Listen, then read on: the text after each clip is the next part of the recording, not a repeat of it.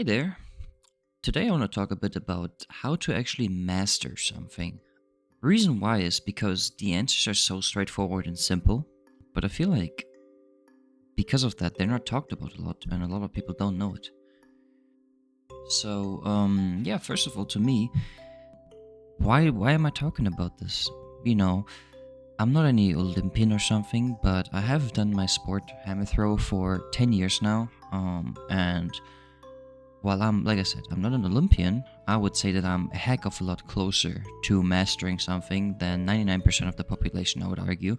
I think we can agree on that. Um, yes, so what's actually important for mastering something?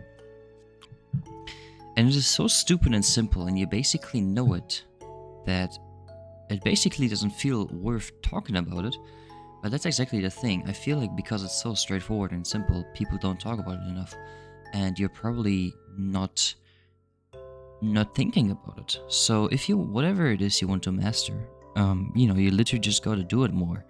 And I know you're probably disappointed now. It is so dumb. But think about it. When have you actually, in the last time, thought about, hey, I want to get better at this. Maybe I should put more time towards it. Because, where people of habit, you probably have a routine. I have a routine. Let's give an example. Let's say you play soccer or volleyball. In a club especially. You have your set days and times that you're training, you have your set volume. And after a couple of years of actually being consistent and going to training, like the volume is the volume and you've gotten used to it.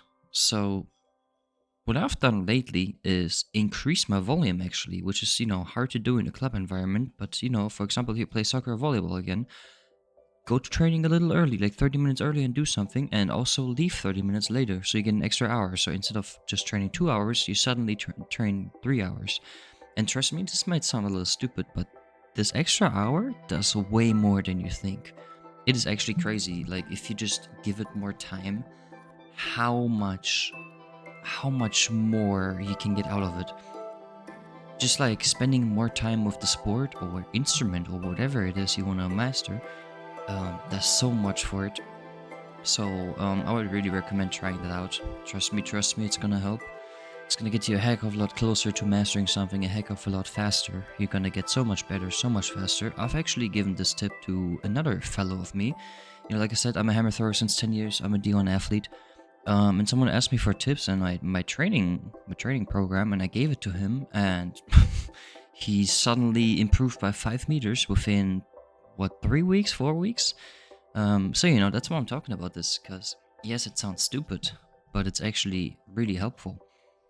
Another thing, that the second tip that I have for you today is to be way more intentional than you were before. Especially, same example, soccer, volleyball, whatever. Especially if you've been doing something for a while and consistent, you've gotten used to it. It's a habit now. You just go to training because you go to training, right? And with that comes also a lack of intention. You just go there and you do your usual and you leave. That's probably also a big reason why you stagnated or why you're stagnating, And that's pretty normal. Like I said, don't get scared when you stagnate. But if you want to kind of break out of the stagnation, or if you want to kind of break out of the pattern, the habit that you have of just going to practice, doing your thing, and then that's it, and then it doesn't give you as much, be intentional about it, Don't come. That's a big thing is also don't coming to practice late.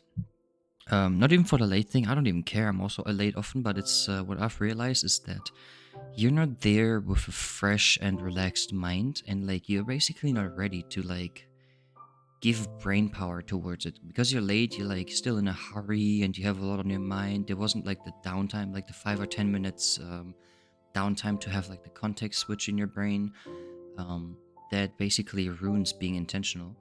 But besides that, just coming to practice, like I said, because it's such a habit now, you just go there and you don't even think about it really, which is fine. But during practice, be it an instrument, be it sports, you want to be intentional. You want to try to always be intentional about what you're doing and why and what you're improving on.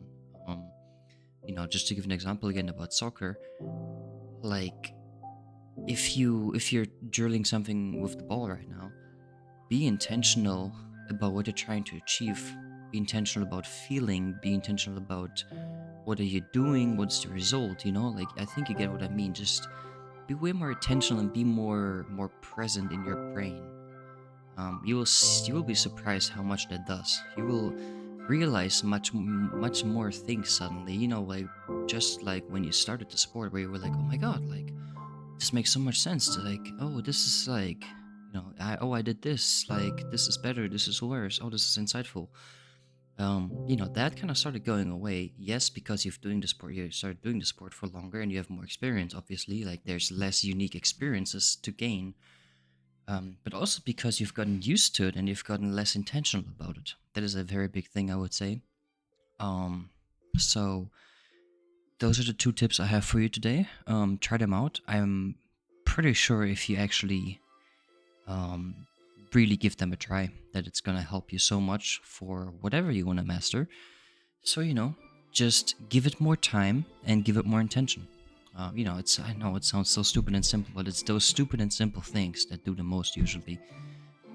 So yeah, just try them out, and I hope that it will help you.